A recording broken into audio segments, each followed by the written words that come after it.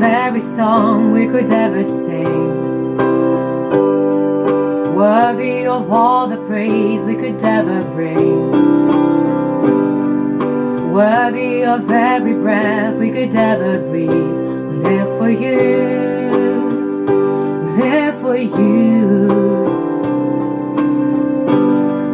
Jesus, the name above every other name.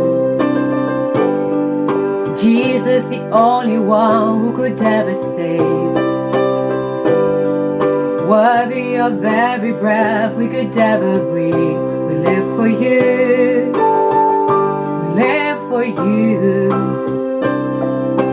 Holy, there is no one like you, there is none beside you.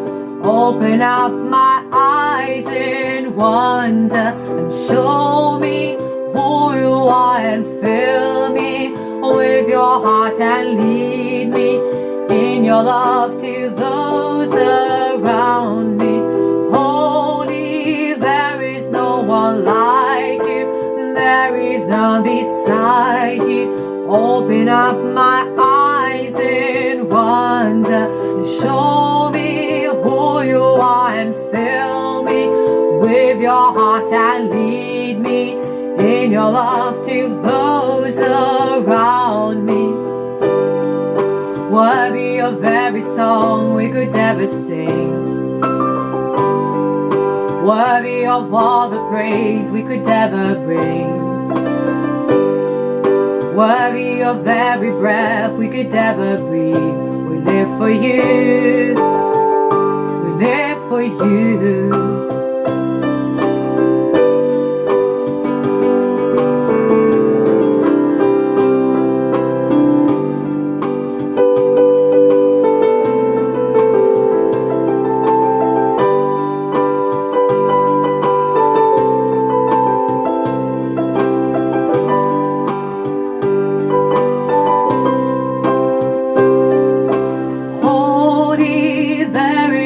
One like you, there is none beside you. Open up my eyes in wonder, show me who you are, and fill me with your heart and lead me in your love to those around me.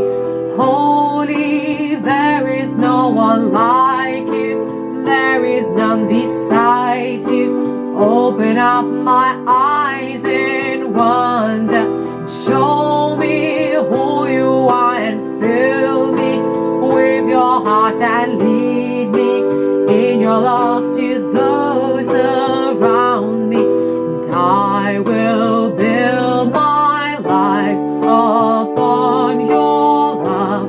It is a firm foundation, and I will put my trust in you alone, and I will not be shaken.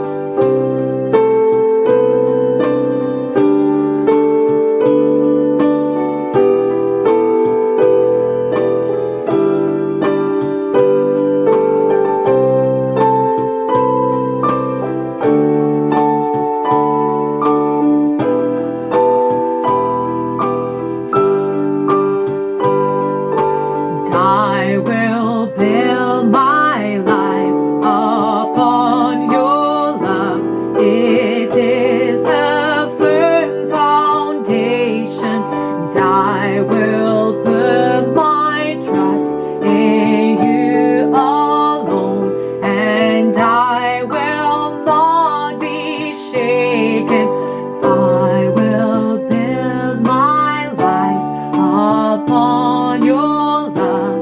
It is a firm foundation, and I will put my trust in you alone, and I will not be shaken.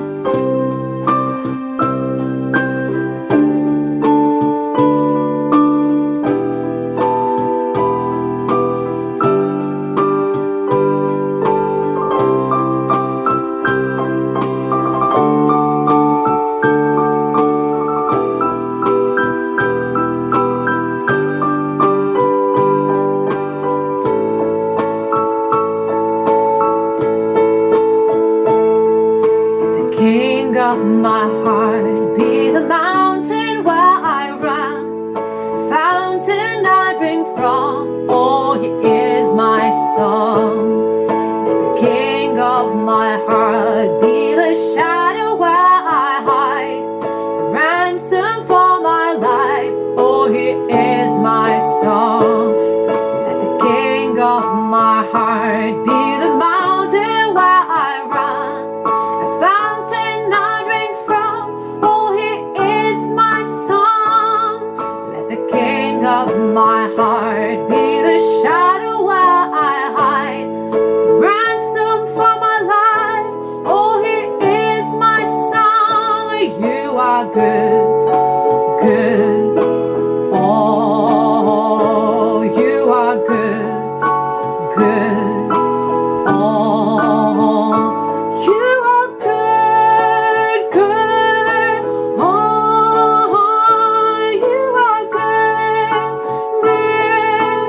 Oh, let the king of my heart be the wind inside my sails, the anchor in the waves. Oh, he is my song. Let the king of my heart be the fire inside my veins, the echo of my days. Oh, he is my song. Let the king of my heart be the wind inside my sails, the echo in the waves. Oh, he is my song. Let the king of my heart be the fire inside my veins, the echo of my days. Oh, he is my song. You are good, good. Oh, you are good, good. Oh, you are good, good. Oh, you are good, good. Oh, you're never gonna let me down. You're never gonna let me down. You're never gonna let me down. You're never gonna let me down. You're never gonna let me down. You're never gonna let me down, 'cause you are good, good. Oh, you are good, good. Oh, you are good, good. Oh, you are good, good. Oh, you are good, good. Oh, you are good, good. Oh, you are good, good. Oh, you are good, good. Oh, you are good, good. Oh, you are good, good.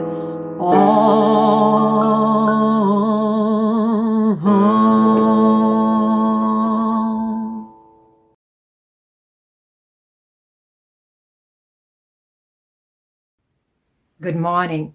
It is an honor for me to greet you today, and I have some great news. At Aurelia Church London, we have a guest. His name is Liudas Sinkevičius, and he's a practicing psychologist, a PhD candidate, an university lecturer, and a researcher. And one of his specialist areas is addiction psychology. And in his work, Liudas witnessed that for the ones who have accepted the gift of faith, accepted Jesus as their savior, recovery process is much more successful. And for the ones who have not accepted the gift of faith, recovery, healing, much more difficult, much harder.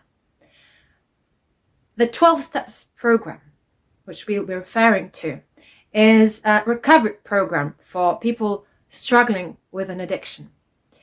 And the second step is actually defined as believing that the higher power can help. That is why today it is called, I can do all this for him who gives me strength. I can do all this for him who gives me strength. It comes from Paul's letter to Philippians, chapter 4, verse 13. And if this verse can give me so much strength every day for surrendering my heart to Jesus, to fulfill my services and duties daily, patiently and steadily, with help of this verse. So how much more help and encouragement this verse can give to someone who is feeling maybe completely lost or abandoned or struggling with an addictive pattern he or she may not have even identified or addressed yet. I can do all this for him who gives me strength.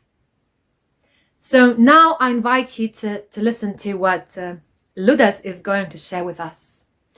And I wish you a blessed Sunday, a blessed week ahead, and see you next Sunday.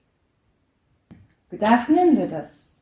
You are a practicing psychologist and your specialist areas are legal psychology, child and developmental psychology, and addiction psychology. Also, you are a lecturer in one of the universities in Vilnius. So today I would like to ask a couple of questions about how we could easier recognize if some people around us are developing some addictive patterns possibly, or just struggling with them, or possibly if we see a child who lives in such an environment. So how could we help? And to begin with, could you please first name the biggest challenges field of addiction psychology faces today, and how they accumulated over the years? Okay. Hello, nice to meet you. And there are a few questions, so I think we're gonna start from first one. Okay. So how we can recognize it? Well, of course, it depends on the age, but the main thing is that most of us are using alcohol, like sitting at home with family and drinking some wine, glass of wine or beer in the bar or something like that.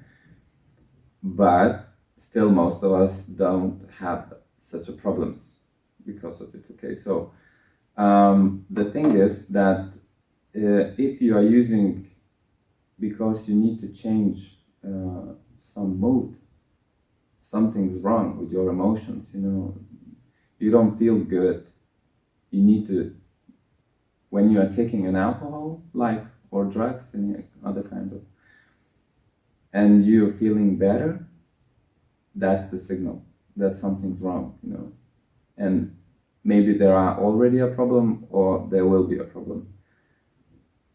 So I think this is some kind of view, but like when it starts, it usually starts in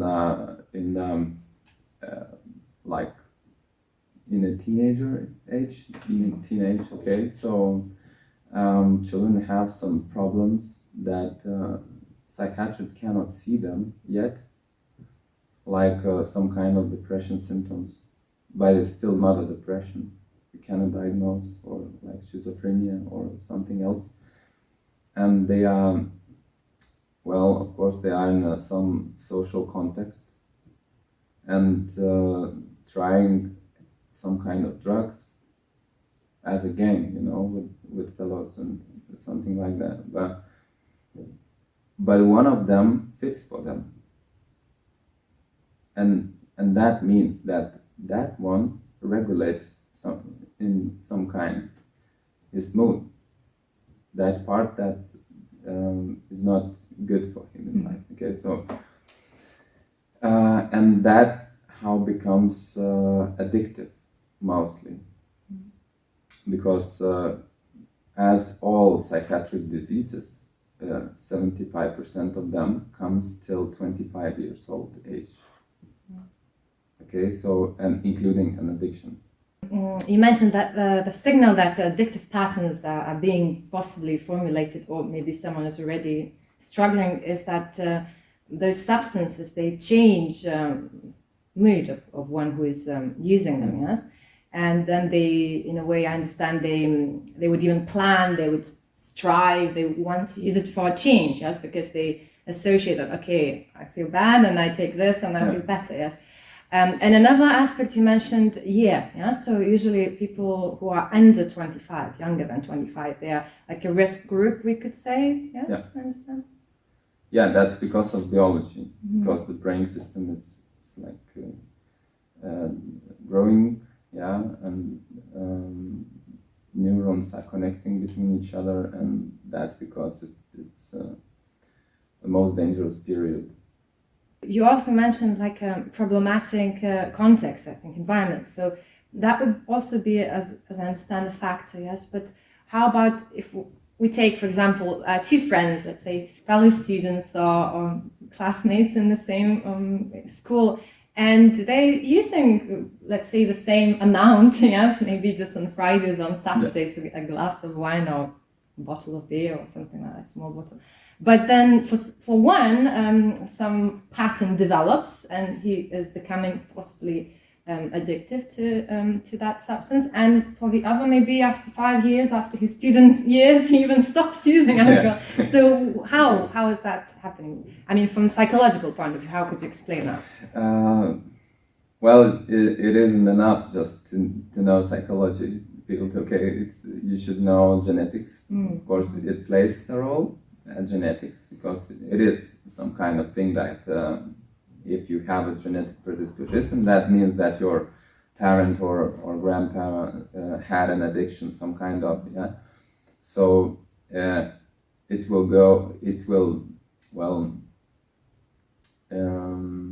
you're gonna have it faster if you're gonna start to use something, okay? So in popular words, to understand kind of genetics, and of course there is a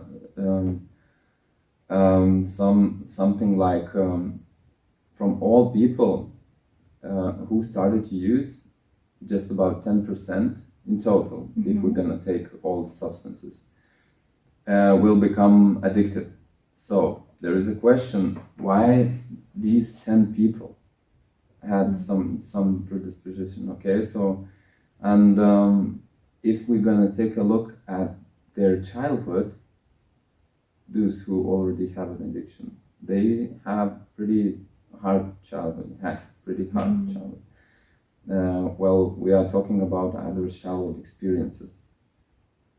And these two fellows that you've been talking about, yeah.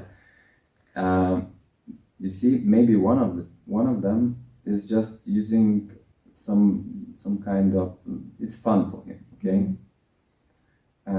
Of course it's fun for another one, but that another one, let's say he's struggling in his family, like the other, okay, well, we're gonna say parents are not beating him, not drinking, parents, not something like that.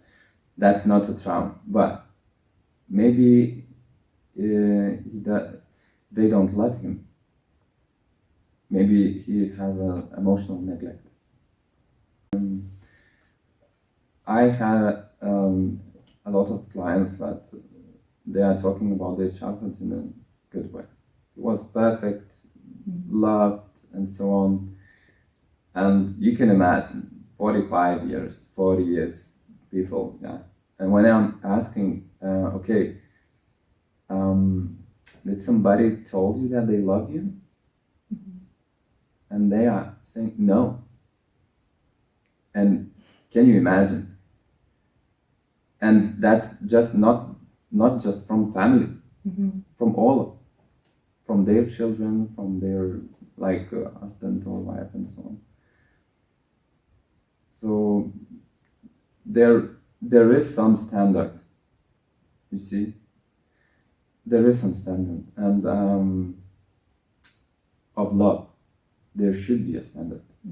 It cannot be like this, you know, that everyone is imagining their own kind of love.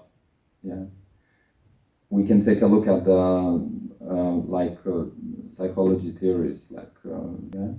Jung had a client that been treating from addiction, and it didn't succeed for the Jung, so he just told him to go to the some kind of Christian group, and maybe they will help you, maybe God will help you. Okay, so, and from that group was created all the 12 steps, all these programs, about 12 steps. So it kind of works.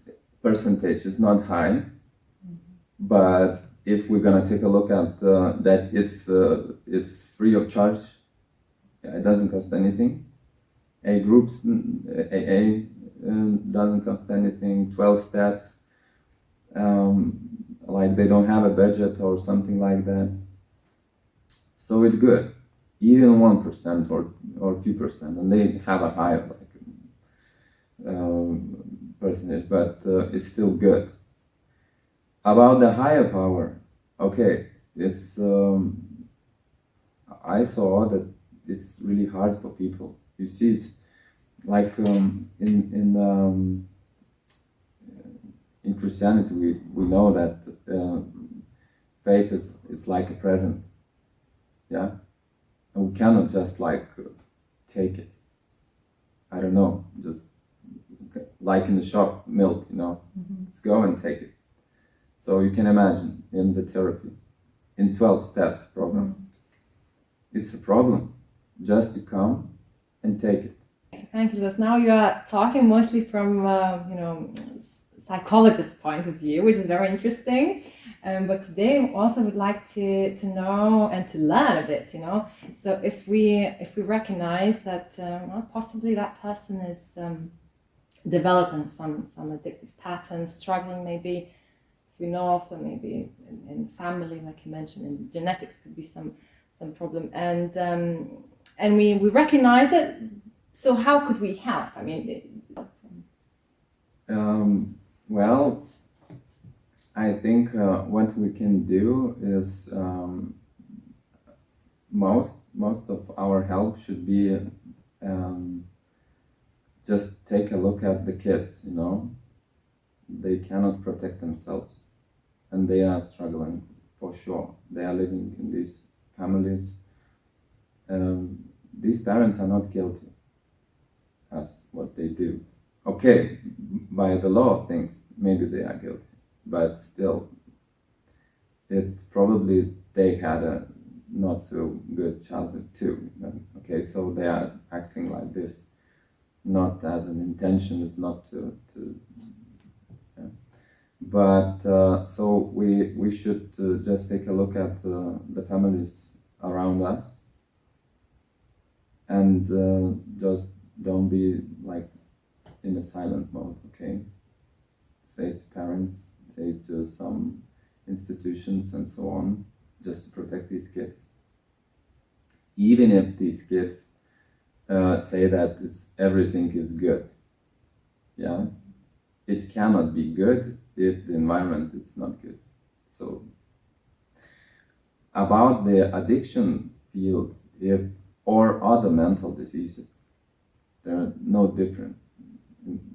But still, I think the thing is that people should understand you cannot think about some kind of, you cannot there is no logic in, if there is some kind of disease like this, you cannot go with your logic normal. Okay, and so I think this is you just have to tell where to go, And if he don't goes, so you should go from him. That's the advice. Yeah, if it's a teenager, it's other thing, okay? So teenagers need help. And I think you should organize some kind of help for him, of course, therapy or something like that, and just focus not on kind of addiction things, but in other mental disorder, like what it is, like depression symptoms or anxiety, ADHD or something like that. So. Thank you very much for this, and have a good day. And thank you for watching. Bye. Thank you. Bye.